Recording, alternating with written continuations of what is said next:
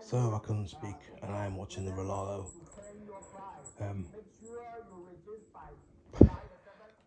live stream. It's, what is it, 4 o'clock in the morning. So they've released a 1/7 scale official licensed a Mitsubishi Tommy Makinen, I think. I don't know, I was half asleep. But it's also in 1/10 scale. No prices yet. And a truck. But that's all they've showed at the moment. Unless I missed it because I was falling asleep. We shall see tomorrow. Because I think I might take some codeine and go to sleep. Well, try anyway. Let's see what happens tomorrow.